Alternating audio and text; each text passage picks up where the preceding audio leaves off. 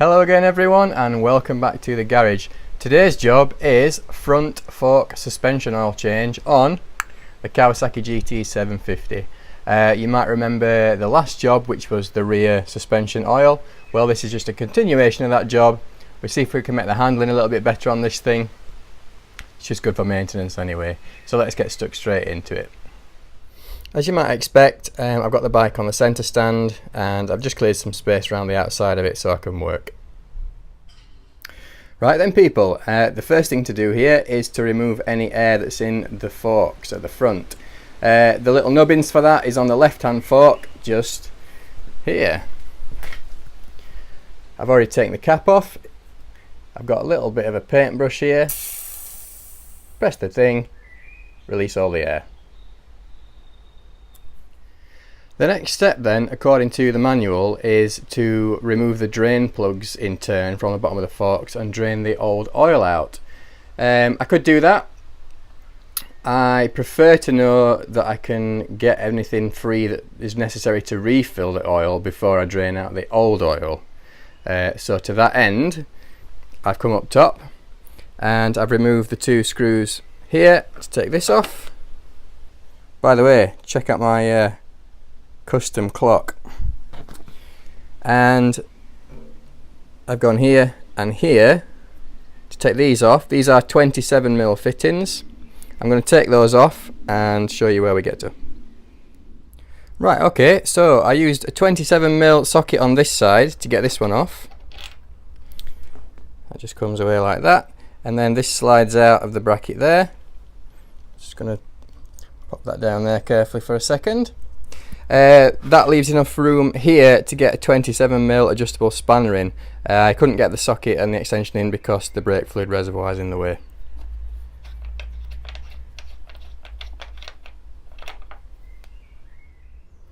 Both the handlebars are off now, so she's looking a bit bare up top.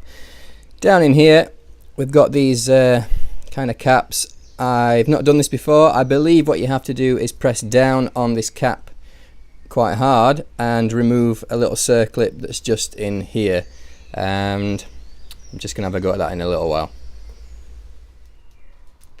Here she is, look, curious as ever, my little assistant. Next step then is to drain all the old oil out. Each fork has a drain plug at the bottom, which is a 10mm head on it, and that is just there. So I'm going to find something to drain this into. I'll undo this one, drain this one, and then we'll go over the other side and do the same over there. There we are then. That's the little bolt that came out with the 10mm head on, and as you can see, the fork oil has started to drain out. Again, according to the manual, the next step is to pump this fork up and down, so I might give that a go, and I might try with the vacuum pump, see if that's any better. Okay party people, it is draining out as you can see. I'm going to try the same trick that I tried on the rear suspension, which is to attach the bicycle pump up top here, and I'm going to pump this, and this could go very well or not so well or catastrophically. Whoop, that works. That definitely works. Okay, let's keep pumping on that. Not too much. Not too much. Very gently. Oh, grizzly. Okay, so that was a bit messy and I missed a bit, but I am, pumping air in now and no more oil is coming out, really.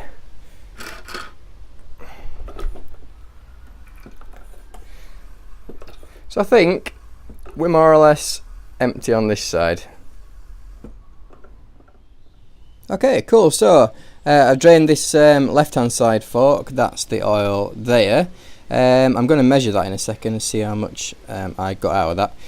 I've put the little bolt back in at the bottom. The manual does recommend that you use a little bit of instant gasket on that just to make sure it's oil tight, so I've done that. You don't need to over tighten it, and I've just had a little spillage down there, so I've just cleaned that up as best I can.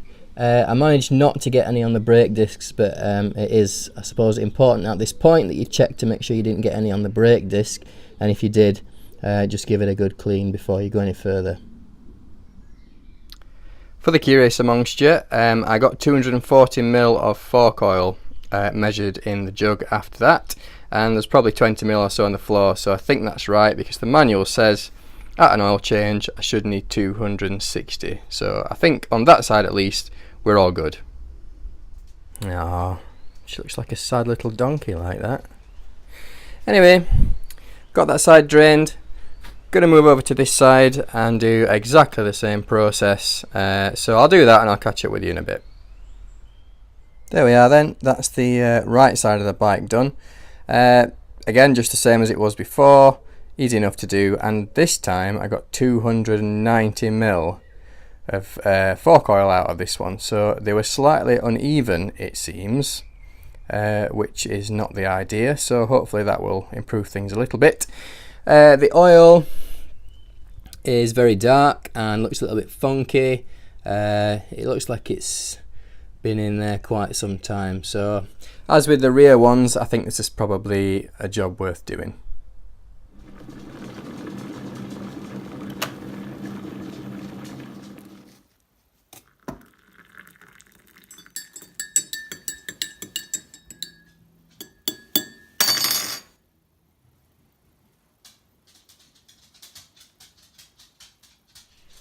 Right, so had a cup of tea, had a biscuit, feeling better for it, time to move on.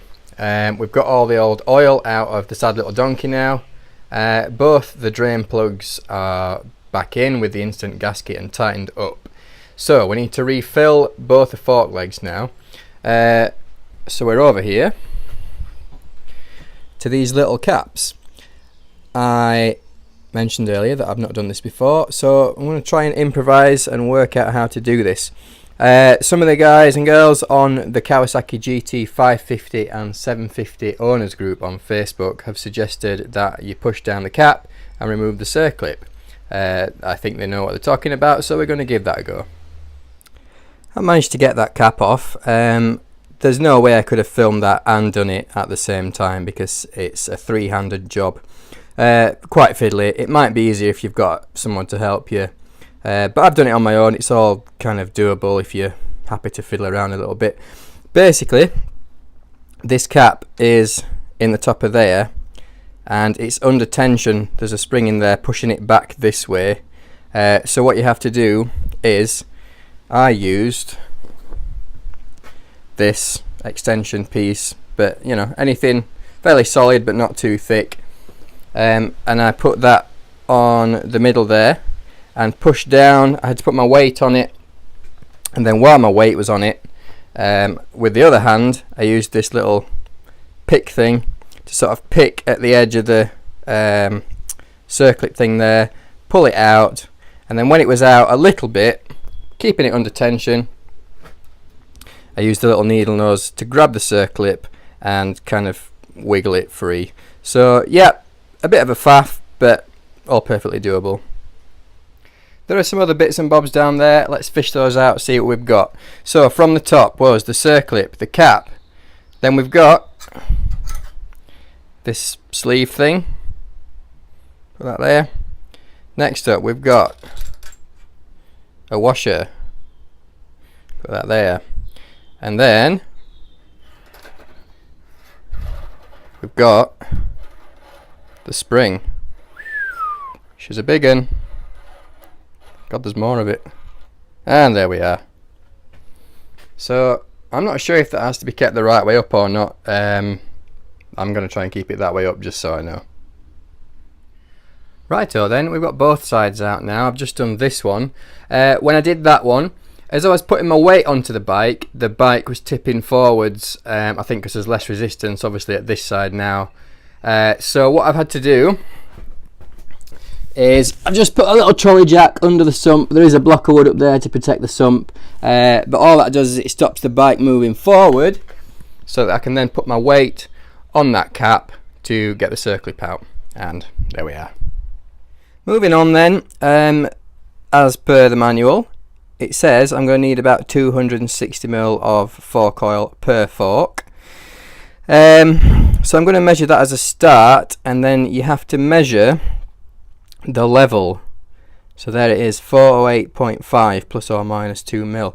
So what that means is this is the top of the fork, and that's the oil as it should be, and that gap there from the flush top of the fork to the oil in the center should be 408.5 mil plus or minus 2 mil. So I can hear you all asking, how the bejesus am I going to measure 408.5 plus or minus 2 mil down into that fork? Well, you can buy some fancy little tools. I'm a cheapskate, so I've made a tool. What I've done is I've got a couple of little round cookies of wood which I cut with this hole cutting saw.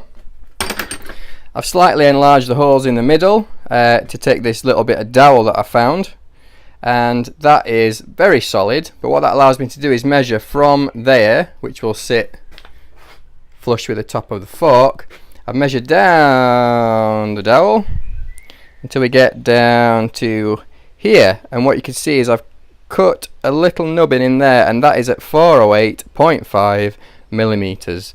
So the idea is I can slot that down into the fork, the little cookie things at the end will stop it where it needs to be, and then I'll be able to get a measure of where the oil level is, and it should be where the little notch is. Go camera, focus, focus, focus. Anyway, little notch, it is there, I'm sure you can see it. Right, I measured the fork oil. There is 260 mil of fork oil. I'm going to use that as a starting point. For this bike, the Kawasaki GT750, the manual states that it wants 5-weight fork oil. Taking some advice, as I often do, from the 550 and 750 owners group, I've gone for 10-weight instead of 5-weight. So it might be a little bit stiffer, but that's probably a good thing. Time to put the fork oil in.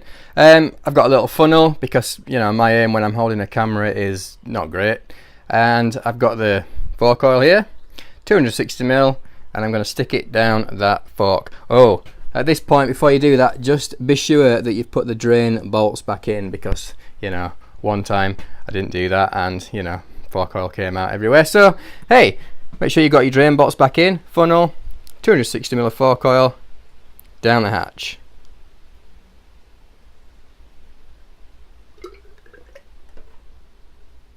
Time to measure the fork oil now. So what we've done, we've put 260 mil of fork oil into here and 260 mil of fork oil into here. What you need to do then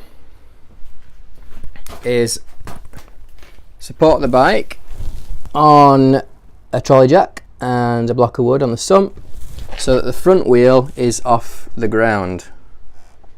What that allows you to do is manually pump the forks up and down to make sure that there's no air trapped in that fork, and then it will later allow us to get the right level reading. So I'll see if I can show you that. Wish me luck.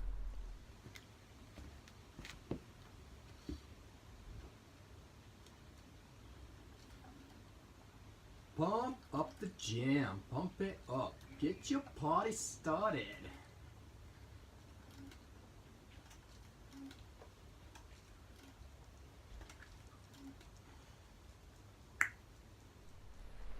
So there we are, boys and girls. That was me doing a little bit of pumping. The whole point of that was to try and expel any air that's trapped in the forks anywhere, thereby allowing the oil to settle to whatever level it's going to settle to, and then we can measure the gap at the top. So to do that, we're using my little device, and I'm going to slot that down there until it stops. And then I can bring that back out again and see on there what the oil level is doing. You can't really see it on the camera, so I might have to check that out for myself, and I'll get back to you in a little while. Incidentally, if you do have a copy of the manual, if you look under the routine maintenance section, it does say that you need to raise the front of the machine until the wheel is just clear of the ground in order to measure the oil level. But if you skip through to chapter 4, frame and forks, under changing the fork oil there, it says Measure the fork oil level with the fork spring removed and the fork fully compressed using a rod or dowel as a dipstick, etc, etc. So, in the space of one book, it contradicts itself. This is a service we provide. I have deliberately, obviously, done it the wrong way, which is compressed, and then moved on to the correct way, which is uncompressed. So that's why the bike is on the stand and the wheel is off the ground. So that is how it should be done. Okay, so we got the levels set correctly. I had to add a little bit on this side and take a little bit out that side with a syringe. The dowel thing worked a treat, so we're good to go. We're going to start putting things back together, and the first thing is the springs. Got the spring ready to go back in.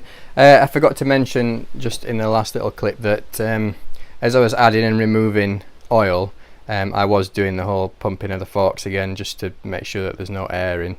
And then eventually just let it settle so you've got a good solid level to measure. Keep going until you're happy. As I say, it's a bit fiddly, but you'll get there. So, springs. There's that one. And over here is that one. There we are. And next one is the washer, then the sleeve, then the cap, then the circlip. I'm going to give that a go now. In this order then: washer, sleeve, cap, circlip. Fingers don't work. Washer's going back down on top of the spring. Sleeve's going on top of that one. Cap's going in the top. Now, this is the fiddly bit. I'm going to have to push this down in order to get the circlip in. I can feel already that the bike's moving around a little bit, so I'm just going to make sure that's extra secure before I do that. That one's back in now. To get it back in, it was just the reversal of what I did to get it out, so use the extension piece and the little pick to push down on the cap there, and then sort of fiddle the circlip into place. Just make sure you're going all the way back down to the bottom where it was before, because there are a few grooves in here and it will stick in there and stop the cap coming out, but you just need to make sure that you've gone all the way back to where you started. I got this one in and this one in, and I am a little bit pedantic, so I've just used the depth gauge on the vernier calipers here to check that they're both the same depth down the fork tubes there. They are, and they are 2.6 centimeters, so 26 mil. Now we measured those depths there at 26 mil. We're on the home stretch, so it's just a case of putting everything back together. We've got the handlebars to put back on with the big nut things there, and then just the little plastic trim, and that should be it. So I'm going to put that back together and get back to you. Right, we're all back together then. Handlebars are on, trim's back on, everything's looking ship shape. The last thing to do is to re-pressurize the front forks. Don't forget to do that. Just use, whatever pump you normally use on the little nozzle there. I have heard that when you put the heavier fork oil in, you might need to reduce the PSI compared to what you were using before, but I'm going to experiment with that and see how we get on. So I've put about 7-8 PSI in there at the minute, and we'll go for a ride, see how it feels.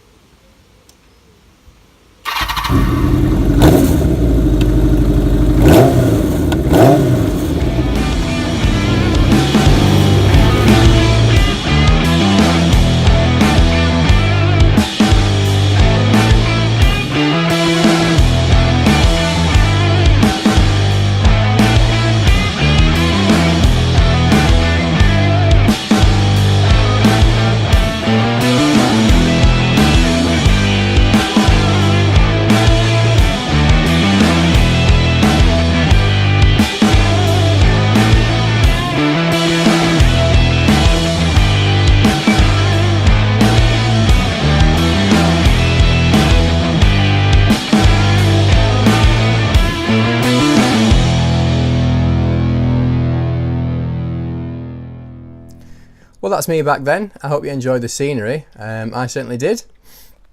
The bike feels a million times better than it did before. It's more stable at speed, it's more stable when you're going slowly, it doesn't dive when you brake or go into a corner. It just feels a lot more planted than it did before. So yesterday I did the rear suspension, that made no difference. Today I've done the front suspension and that's made a hell of a difference. So I'm really pleased with that, and I think this is a job that was definitely worth doing. So I hope it's been helpful for you to watch all that. As with the other one, if you have a go at your bike, give us a shout, let us know how you get on. Remember to like, comment and subscribe, and we'll see you next time.